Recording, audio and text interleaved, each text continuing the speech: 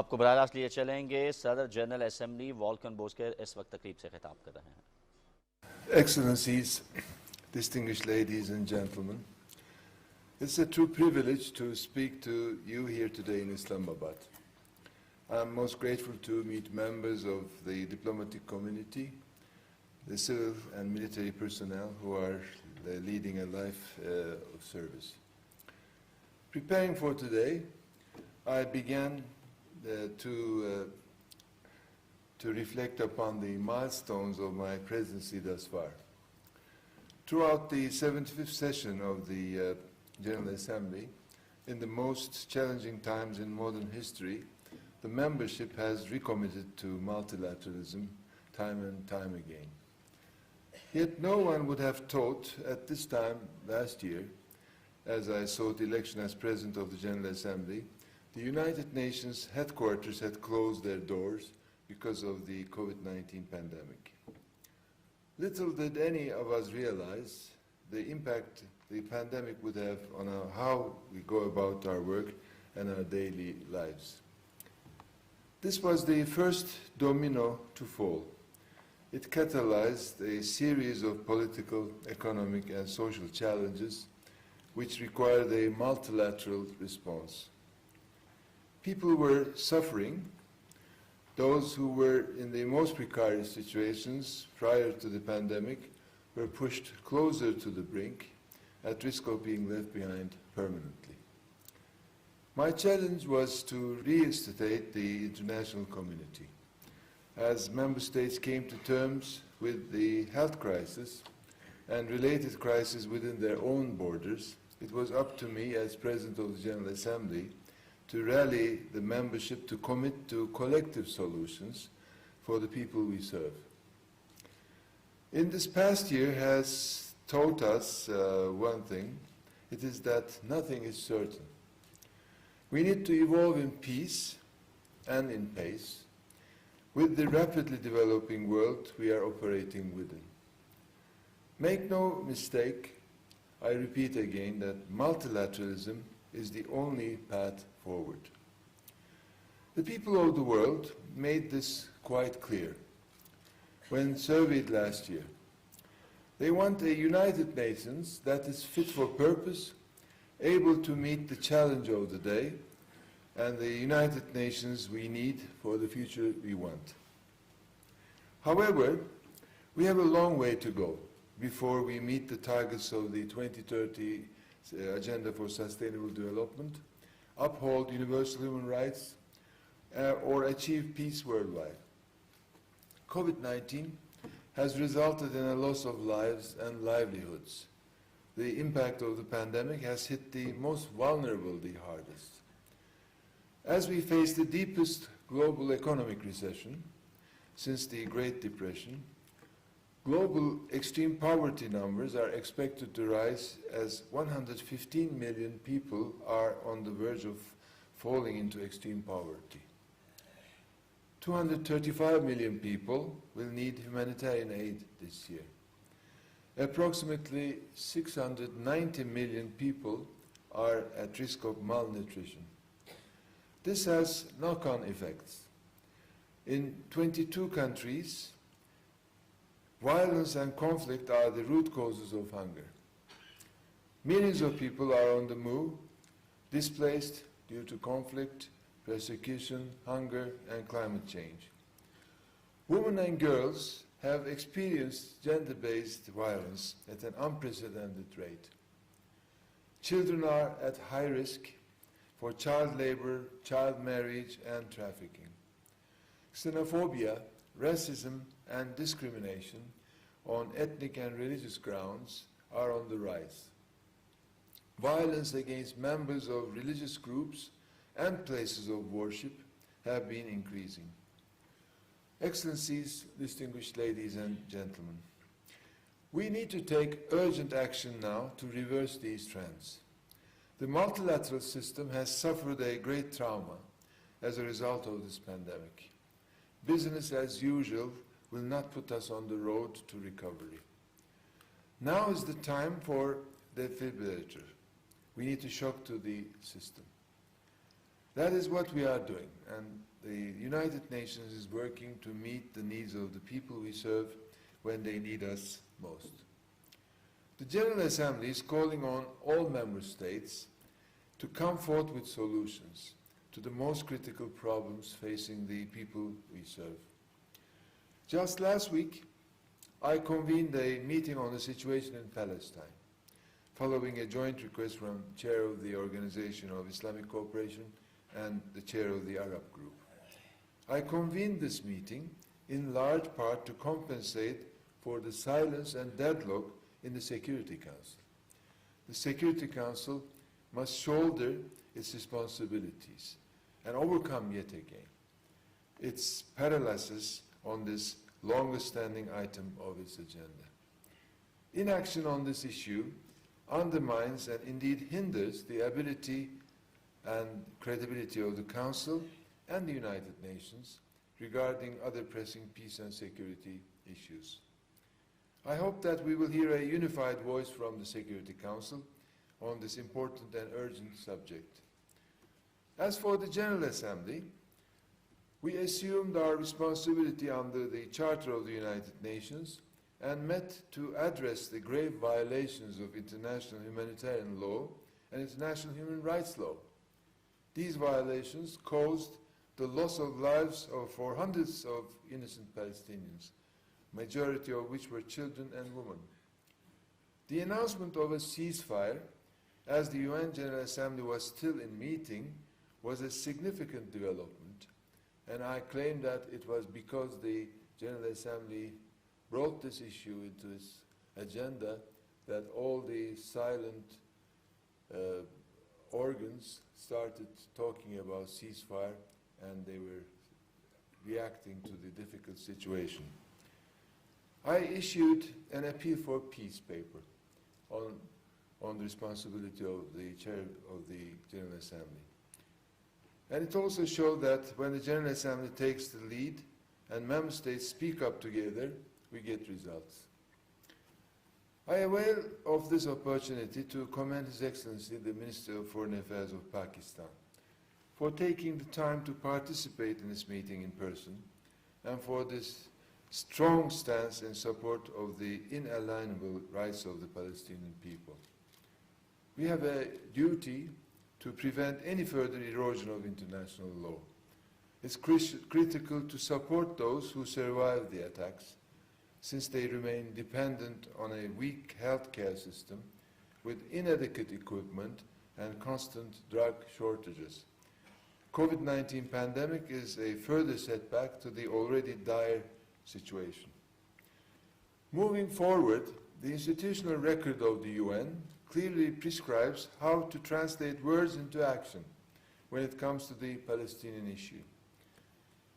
We need a swift return to negotiations with a goal of ending the occupation, addressing all final status issues, including the status of Jerusalem, and achieving two independent, sovereign, viable states, Israel and Palestine, living side by side in peace, security, and mutual recognition within the recognized borders on the basis of the pre-1967 lines, with Jerusalem as the capital of both states.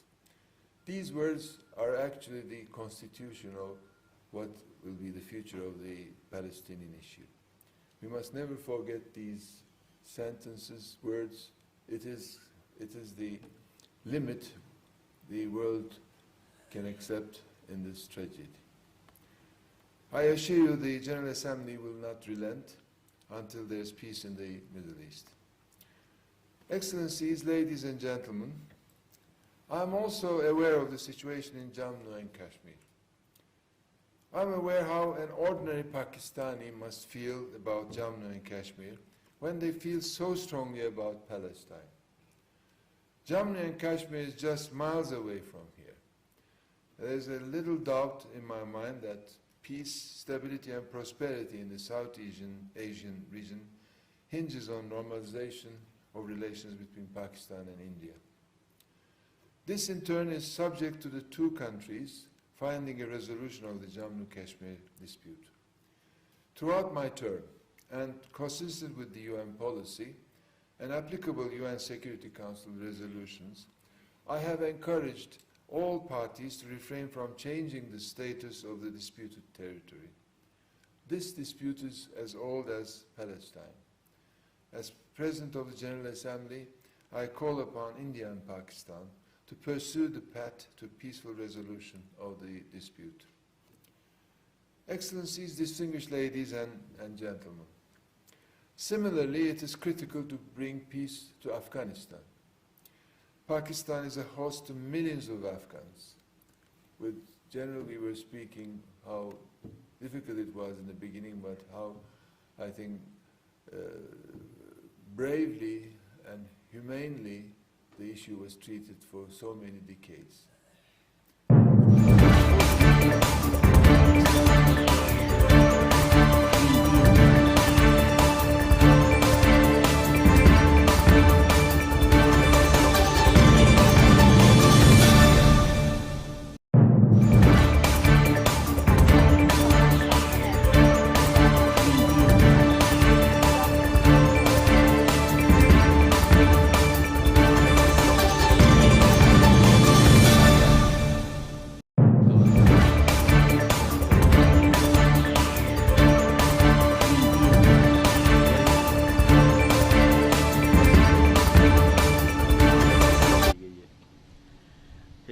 बेहद पुराना मनसूबा इलाके का साढ़े कोई 4-5 districts जेडे हैं पसमानदा थल दे उनका है कि थल कैनाल ग्रेटर थल कैनाल वो जेरे तकमील है। काफ़ी अरसे को सोचा वेंदा पे कि इंदो ते क्या करूँ।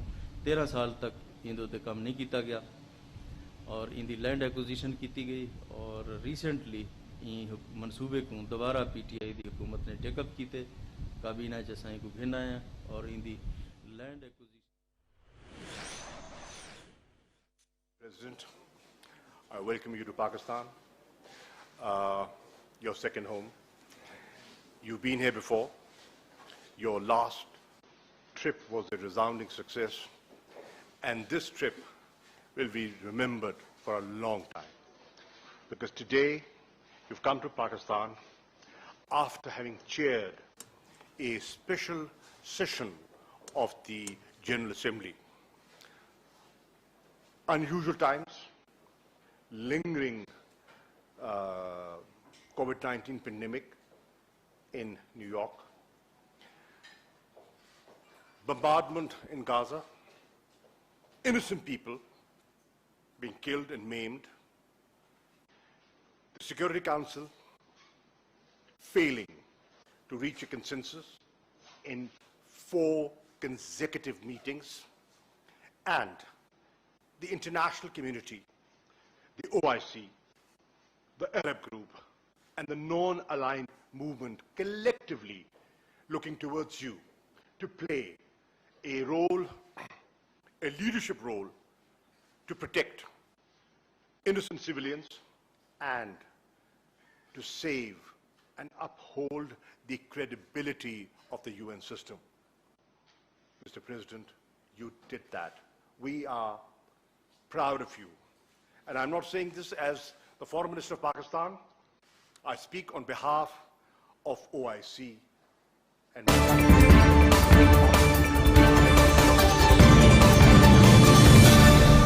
leadership.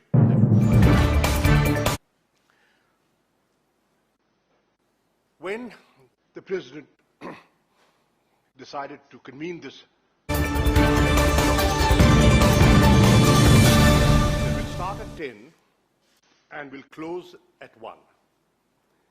He had no idea what was waiting. 103 registrations came, and he realized it's not possible to wrap it up in 3 hours. It would not be possible to wrap it up in 12 hours. So he extended the session, and there was a 2-day session. But the significance of this special session was that while in the midst of the debate, when we were meeting in the trusteeship hall, the news came in of a ceasefire. And the objective that has taken me and other foreign ministers to New York, ladies and gentlemen, was achieved. And the idea was cessation of hostilities, and thanks to your intervention and your leadership, we achieved that. And another unusual step of a tall man in intellect, the President. He sets new precedents and makes a presidential statement. Normally they don't, but you did. Normally there's no podium set up by the UN for foreign ministers like myself to go and address the press at the UN, at the General Assembly. He set a new precedent, and I was the first foreign minister to avail that opportunity. Thank you for doing so. I also had the pleasure of meeting, besides the President, the Secretary General of the UN. He also made an opening statement on this evolving crisis, and I must thank him for his contribution. What we expect, Mr. President, from you and the Secretary General is to continue to play that leadership role and initiate the peace process. What we've achieved is the first milestone. But what we need, and the nation and the Ummah is looking up to, is a revival of the peace process. Because this is a simmering issue. The fire has not yet been fully extinguished. Please play your role to extinguish the fires. And the only way this fire will be extinguished is through dialogue, an understanding of peaceful coexistence, and a two-state solution in accordance with the UN Security Council resolutions. And to ensure, play your role to ensure that timely humanitarian assistance is provided to the Palestinians and those affected in this, under this aggression. I intend to get in touch with the Egyptian Foreign Minister, and I also want to acknowledge the constructive role played by Egypt, the leadership, President Sisi, and yesterday, last night, Prime Minister Imran Khan had a very good conversation with President Sisi. They discussed the situation and what needs to be done in the days ahead. I had the opportunity of hosting the President, but taking advantage of his presence in Islamabad, I briefed the President on the dire situation in the Indian-occupied Jammu and Kashmir. And I drew his attention and the attention of the Secretary General of the similarities between the Palestinian situation and the Kashmir, Jammu and Kashmir situation. What are they talking about? Self-determination. What are the Palestinians demanding? Protect us from demographic restructuring. What are they saying? Human rights are being violated, international law is being violated. You made us promises. They're broken promises. Innocent people are being killed. Help us, protect us. Electricity, water supplies have been affected. Hospitals have been bombed. Red Cross has been targeted. So, play play your role and protect us. What are people in Jammu and Kashmir saying?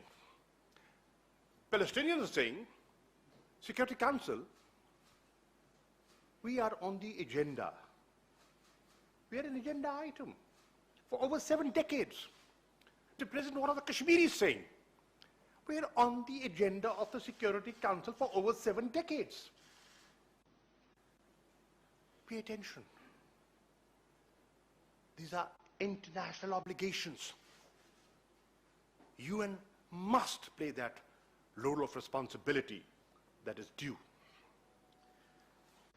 I also had the opportunity to brief the President on the evolving situation in Afghanistan and the role Pakistan has played in facilitating the peace process and pushing the reconciliation process forward. I briefed him on a very useful trilateral meeting between Pakistan, Afghanistan, and Turkey that was convened in Istanbul. And Pakistan is supportive of the Istanbul process and the international conference that should, in my view, take place at the earliest in Istanbul. We will do whatever we can to play our role. And today, I was pleased, and I want the nation of Pakistan to know that. When I met the Secretary General, he said, there is a paradigm shift. He said that today, the international community is looking at Pakistan not as part of the problem. The international community is looking at Pakistan as part of the solution.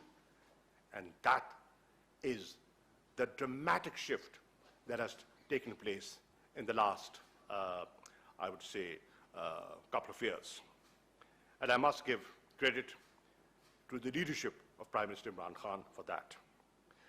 I also briefed him on Pakistan's point of view on the UN reform and the Security Council reform. And also the initiative of the Prime Minister for debt restructuring, suspension of debt, to enable the developing world to have resources to invest in strengthening their fragile healthcare structure. Mr. President, thank you. Thank you for your time. And we always look forward to your coming to Pakistan. You are a friend of Pakistan. And in a humble way, today, after this function, in an investiture ceremony, we will be acknowledging that and recognizing your services and the services of the UN system. Thank you, sir. And may I now request the Honorable President of the General Assembly of the United Nations, Mr. Bosker, for his remarks, please. Thank you so much, Foreign Minister, for the kind words. Also, representing Pakistan in the world in a very good way. You're a well-known figure in the world platform, and I'm a witness that in this last meeting for Palestine, your leadership was very much important. We started with a dinner before the meeting, and you have invited the ministers to a meeting, and I think that was the crucial point, and where a decisive mood among ministers was established. And so the meeting really went smoothly and to the point and with a success. And I appreciate your leadership in that respect. Of course, in politics, sometimes 5 years is too short and sometimes 2 days is too long. In this, we captured the momentum. We captured the eye of the storm. And when the political structure is ready for something, nothing can stop it. The wave of the politics can solve every problem. Here, if the ministers didn't come to New York and connected virtually, we wouldn't have got the result. But everybody saw the minister. One flew 40 hours, one flew 30 hours, one flew 20 hours. They all took the burden to come there, and this is politics, and which was for the result. On my behalf, as the President of the General Assembly, I'm impartial. I have a duty to be impartial. But of course, impartiality can be defined also. For a case like Palestine, I don't think any PGA can stay impartial. So my definition is to help the people, to solve problems, to be fair and just, and that's, I think, impartiality. So I think the constitution in the Palestinian issue is a swift return to negotiations, as the minister also mentioned, with the goal of ending occupation, addressing all the final status, including the status of Jerusalem, and achieving two independent, sovereign, viable states, Israel and Palestine, living side by side in peace and security and mutual recognition within recognized borders on the basis of pre-1967 lines, with Jerusalem as the capital of both states. I started saying that this is the constitution of the negotiations. This is the bottom line. Without this, we can't achieve. So I think the first step was this meeting. Ceasefire was the result. It cannot be the end. So from here, we must use this political wind to also continue using our strength in the General Assembly to force the Security Council and also to force the Secretary General, which has an obligation to also look to the Security Council's success stories and the General Assembly's success stories. If there is one success story, it's enough. If there's two success stories, it's even better than enough. So I think we have a lot to do, but we also have a big room for maneuver. Minister mentioned and also compared the two important things. I think the two problems are the same age, Palestine and Jammu and Kashmir. And I fully agree that this is the case. But unfortunately, the Palestinian issue has more wind behind it, political wind behind it. And the Jammu and Kashmir issue doesn't have the same enlarged political wind behind it. So I think it is the duty, especially Pakistan, to bring this to the United Nations platform more strongly, and the PGA only needs an application from a group of countries, and it can be held as a meeting there. But of course, as an impartial President of the General Assembly, I must also reiterate that the United Nations position on Jammu and Kashmir is governed by the United Nations Charter and applicable Security Council resolutions. India and Pakistan's similar agreement on 1972, which states that the final status of Jammu and Kashmir is to be settled by peaceful means in accordance with the UN Charter, and this is, I think, very important that we must all remember. I think both parties, all parties, must refrain from taking steps that could affect the status of Jammu and Kashmir. This is, I think, the very important part of how we look at the case. Of course, concerning Afghanistan, as I mentioned in the meeting today, there are many countries in the world. All countries think they are the most important country in the world. And if you look from their perspective, it is true. But some countries are more important. Pakistan is important. Afghanistan is important. Afghanistan, if we can solve the Afghanistan issue, it cannot be limited to Afghanistan. It will have a regional effect, it will have a worldwide effect. So I think what Pakistan is doing, together with Turkey and Afghanistan, is very important. If we don't do it now, then when we come back at a later stage, we will find a different picture. It will be more complicated, more difficult to solve. In diplomacy, in politics, it's always like that. If you miss an opportunity and you decide to come back later, you will find that it is looking different. So I think it is timely, and we appreciate your efforts. We hope that you will come with a success story, and everybody, of course, will applaud that. Of course, Pakistan is my second home in a way. I think not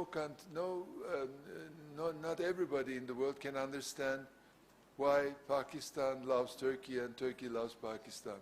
This is not something economic or built on financial reasons. It's from the heart. It just came out, and we lived for decades like that.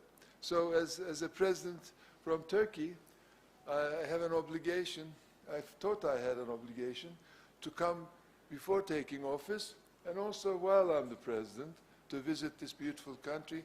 And I just, my mask is today green, and my tie is green, just to, I shouldn't let that go unrecognized. And also, I'm really honored for tonight's ceremony, which I will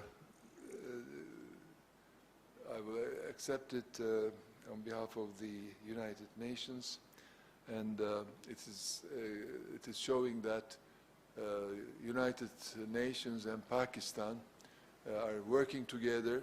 Pakistan is honoring the United Nations, and through the President of the General Assembly, I think it's a very important message that will be given, and it will be an honor which I will carry throughout my life. I thank the government and also the President for choosing me for that honor. Of course, the Prime Minister's charisma and widespread sympathy in the world is important for Pakistan. I think what he's doing with the tree plantation programs, putting into effect the difficulties countries are facing vis-à-vis the debt issues, and also dealing with COVID in this country comparatively much better than many other countries, is remarkable. And I think reaching 10 billion trees in some years' time is a very ambitious looking but very correct project. Why Islamabad is so green, and why Islamabad is impressing everybody coming here, is because these type of decisions are taken. And we have the Pakistani permanent representative, Ambassador Minur Akram, as the president of the ECOSOC. He's doing a great job there, and many of these issues are dealt in the ECOSOC platforms. And he has finalized or finalizing his tenure with a lot of important issues, and one is this one. I think the problem is for some countries not debt postponement, but debt elimination completely. If a country cannot pay, what's the use of postponing it? So we will have an LLDC SITS conference with the ECOSOC president before the summer. We will have one for youth, one for the middle-income countries. So these are all, I think, and we will be very happy to see Minister yourself or the Prime Minister coming to New York to honor us and give some political perspective to these important issues. Thank you so much for giving this possibility, and I wish you all the best yourself and to Pakistan as a whole. Long live Pakistan. Thank you, sir. Thank you very much, Mr. President. We can now take some questions I would request if you could kindly introduce yourself, your news outlet, and also indicate whom your question is addressed to. Ji, Adil Bashir.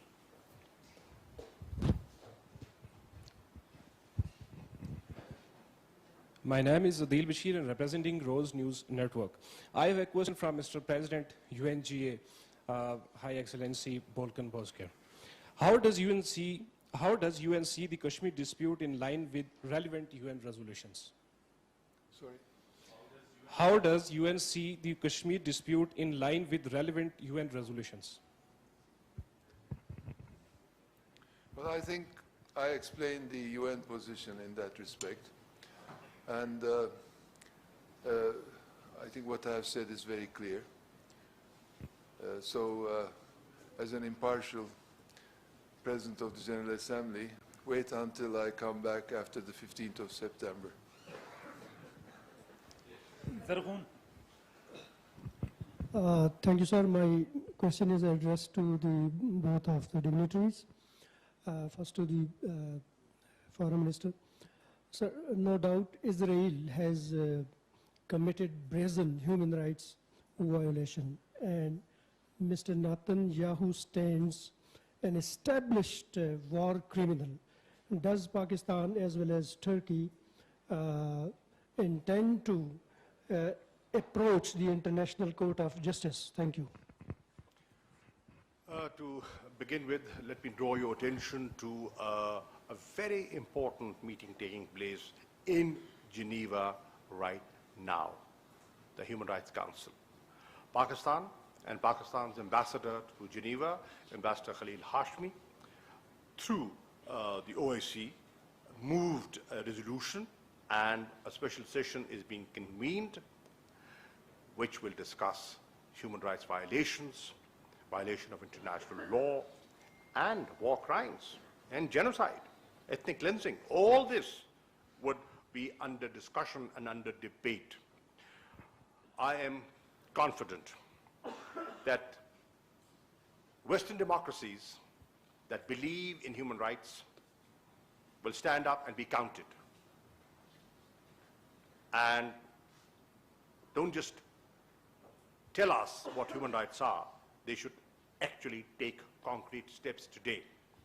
And one of the concrete steps can be to draw the attention of ICC on the human rights violations and the war crimes that are taking place in Gaza and the West Bank, and what happened when a holy site respected by all three religions, Muslims, Christians, and Jews, was attacked on the 27th of Ramadan, the holiest nights for any Muslim.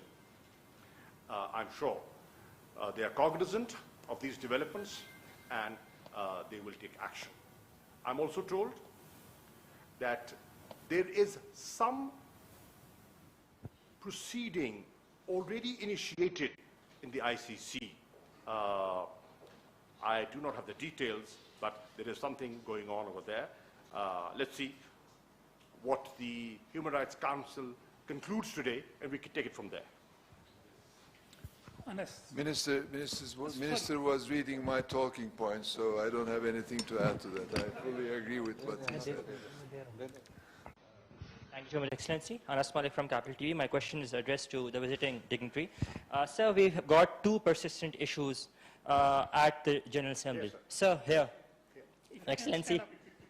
Right there. Okay, so my question is related. Sorry. No worries. I was thinking that you were waving hand to these beautiful ladies. So I'd not want to do that. I'd not want to do that right now. Coming back, so my question is for you. We've got two persistent issues on the General Assembly agenda. First being the India-Pakistan question, the Kashmir issue. Second being the Israel-Palestine question, the Palestine issue. We've recently seen that there were attempts to put off the India-Pakistan question off the agenda of the General Assembly. What would you, as the President of the General Assembly, do to either scuttle, stall, or would you want it to be taken off the agenda, number one? Number two, what is the way forward precisely on the issue of Kashmir and on the issue of Palestine. As the President of General Assembly, what would be your role? Thank you. Well, I think I tried to describe what the General Assembly can do and what the General Assembly cannot do. The problem is, there is a belief that if things do not develop positively or as a result in the Security Council, then the General Assembly has a role to play, which I don't think it is the case. The Palestinian meeting was held not because the Security Council was not able to come with a decision, but we had two opportunities. One was the emergency session, it is not closed, it is suspended, and each time you can open it from where it stopped. Or, like we did, we used the Middle East agenda item and we inserted into that. So it needed the two groups' application to me, and I decided to have a meeting. So the important thing is to convene a General Assembly when there's not a big political support behind it will be counter-effective. That was what I was saying. If for the Kashmir issue there is a support and I can see it, then I will do it. But it shouldn't be harming the issue by having an unsuccessful meeting. So I think the first work should be done with countries like in the Palestinian case was the IOC and the African group, and then the NAM joined it. So we saw the clear picture, and without a resolution, with just a appeal to peace declaration from me, and with the statements, we reached a result. But if we have a meeting by the request of, let's say, Pakistan, and then we don't have the support there, it will be bad. So what I'm saying is, first, it must come to me with a wind, and then I deliver. If you want the wind to be blown by me, I don't have that authority. Thank you very much. मैं इसमें एक इजाफा करना चाहूँगा और with your permission, Mr. President, I like to utter a few sentences in Urdu. You're the host. You can do whatever you want. You can talk. I'm the guest. The guest is in the hands of the host. देखिए, अर्ज ये है कि मसला कश्मीर एक हकीकत है, कोई उसको झुटलाना चाहे तो झुटला नहीं सकता। सलामती काउंसिल के एजेंडे पे है, कोई मिटाना चाहे तो मिटा नहीं सकता। जबर हो रहा है, कोई आंख चुराना चाहे तो चुरा नहीं सकता। और मैंने ममासलत जोड़ दी है फलस्तीन की और कश्मीर की। पाकिस्तान ने अपने कायद आज़म मोहम्मद अली जिन्नाह के अफकार को सामने रखते हुए, उनकी बसीरत को सामने रखते हुए मसला फ़लस्तीन पर एक ठोस फैसला किया और तसलसल से किया। मैं सलाम और खराज तहसीन पेश करना चाहता हूं पाकिस्तान की नेशनल असेंबली को और पाकिस्तान की सेनेट को, जिन्होंने इस पर मुत्तफिका करारदादें पेश की। उन करारदादों की ताकत के बलबूते पर मैंने ये मसला वहां सेक्रेटरी जनरल के साथ और सदर के साथ उठाया और मैंने कहा कि आप देखें, सितम ज़रीफी तो देखें कि मुमासलत तो देखें। चिंगारी वहां भी है, चिंगारी वहां भी है। अगर उस चिंगारी को आप नहीं बुझाएंगे तो मशरिक़ वुस्ता भड़क जाएगा, और अगर मकबूजा कश्मीर की चिंगारी से आंख चुराएंगे तो बर्रे सगीर पुरअमन नहीं रहेगा। अब ये इंटरनेशनल कम्युनिटी की जिम्मेदारी है कि अपनी जिम्मेदारी निभाए। मैंने जोड़ दिया है। मैं रिकॉर्ड पे कहना चाहता हूं कि मैंने 13 खत लिखे हैं, and correct me if I am wrong, 13 front six फरमा रहे हैं 13। मैंने 13 खत लिखे हैं सदर जनरल असेंबली को, सलामती काउंसिल के सदर को और जिसमें मैंने पाकिस्तान का मुकम्मल मुकदमा पेश किया है। और आपने कहा, अभी आपने सुना कि सदर ने कहा कि ये एक डिस्प्यूट है जिसके स्टेटस को कायम रहना चाहिए तावक्ते फैसला। हिंदुस्तान ने 5 अगस्त के बाद उस स्टेटस को, उस पर ज़र्ब लगाई है और पाकिस्तान ने एहतजाज रिकॉर्ड करवाया है। कुछ आवाजें सुनी गई, कुछ मसलतन खामोश रहे,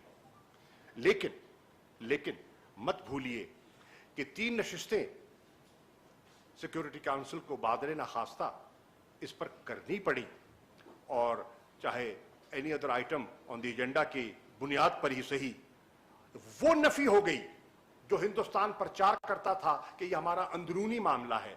दुनिया ने एतराफ कर दिया और जनाब सदर उस बात का इयादा कर रहे हैं कि ये एक ऐसा मसला है जो हल तलब है और उसकी निशानदेही यूएन चार्टर कर रहा है और सलामती काउंसिल की करारदादें कर रही हैं। अब हमें बैसियत कौम के इस पर यकजहती का मुजाहरा भी करना है और अपनी आंखें और कान खुले रखने हैं और मौके की तलाश में रहना है। और मैं पाकिस्तान की कौम को यर्ज करना चाहता हूं, मैं उस मौके की तलाश में हूं। हिंदुस्तान ज़र्ब लगाए और हम खामोश रहें, ये हो नहीं सकता।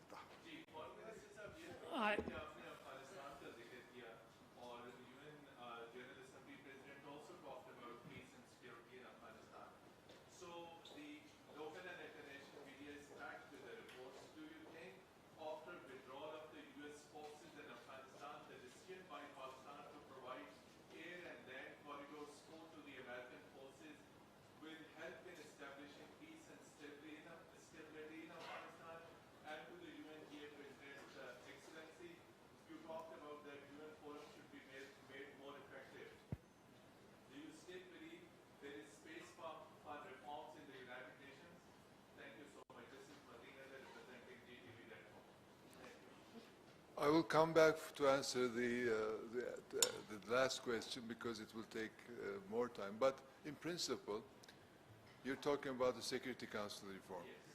And of course, it is one of the most lively processes going on.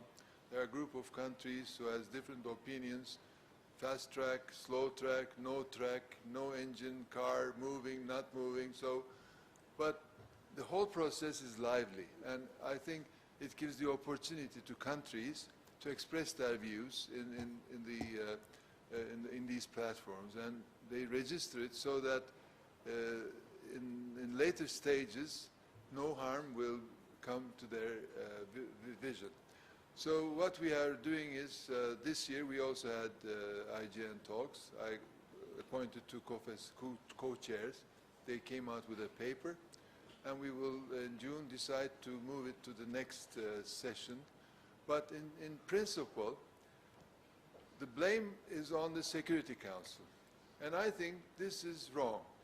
I think we can solve the problem by increasing the capacity of the General Assembly.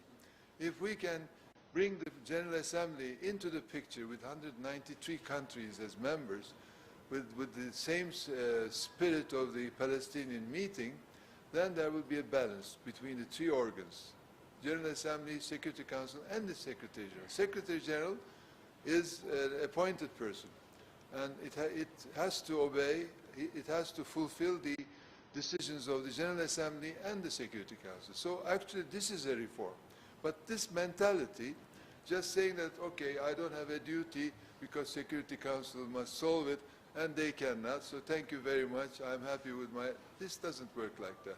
The General Assembly must take its responsibility, and if it's not going on well there, then makes an announcement that I will do it if you don't do it. Then you will have the balance. That is the reform. Otherwise, that reform will go, the end you know. So it will be a good practice of exchanging views. It will continue for another decade.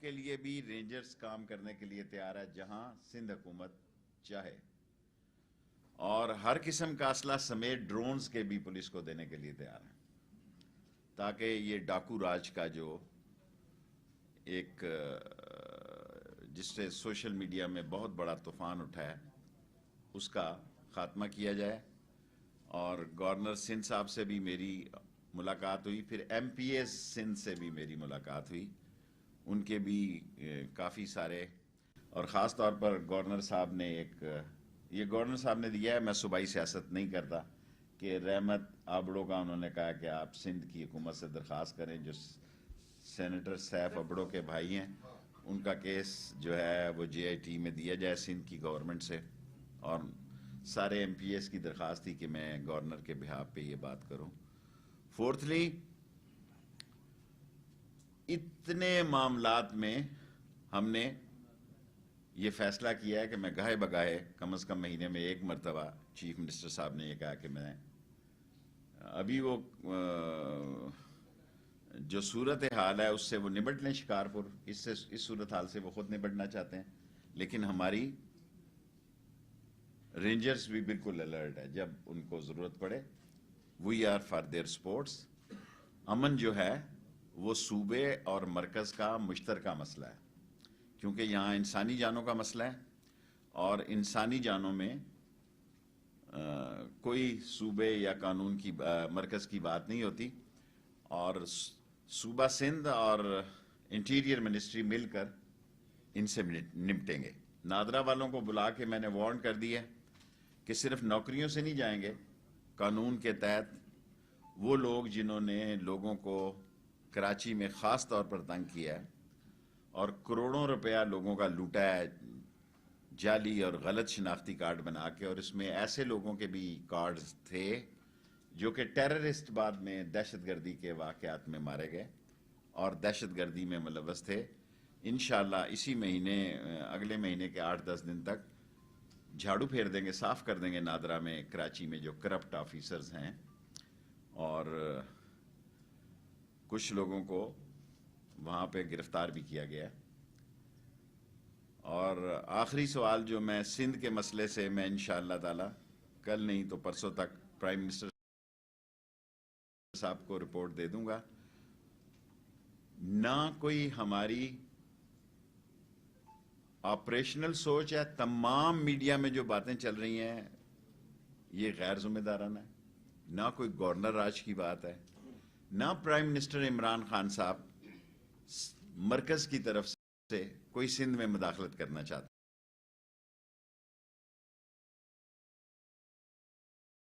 ہیں. اور آج ہماری meetings جو ہے, کیونکہ بہت سارے لوگوں کا اعتراض ہے جو کہ میری اداروں سے میٹنگ ہوئی, ان کا بھی خیال یہ ہے کہ بعض اس کچے کے علاقے میں جو 4-5 گروپ ہیں اس میں بعض ایسے لوگ بھی ملوث ہیں جن کی سیاسی دلچسپی ہیں. ہم نے اس پر بھی اتفاق کیا ہے کہ پولیس کو صوبائی حکومت, انٹیریئر منسٹری کا اس سے کوئی تعلق نہیں ہے, اسے انڈیپینڈنٹ کرے گی.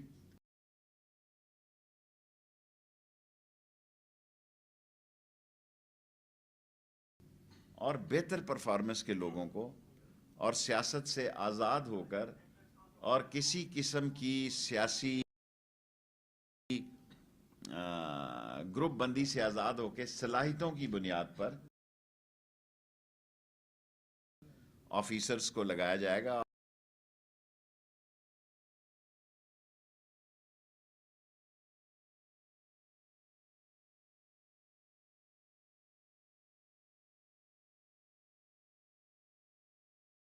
اور انہوں نے کہا کہ انہوں نے ڈی آئی جی اور ایس ایس پی کو بدلا ہے, کیونکہ ان کی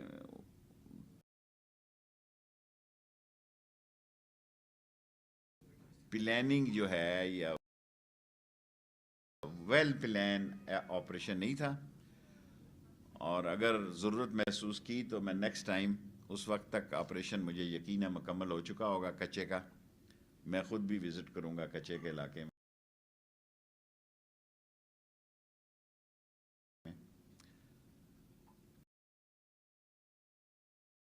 اور تمام معاملات جو ہیں اس میں تمام اداروں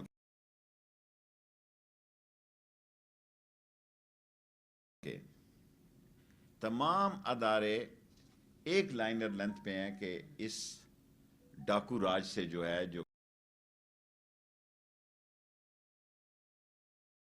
کہ کچے کے علاقے میں شکارپور ہے اور جیکب آباد ہے, اس علاقے میں نافذ ہے. اور جو بھی اس میں کوئی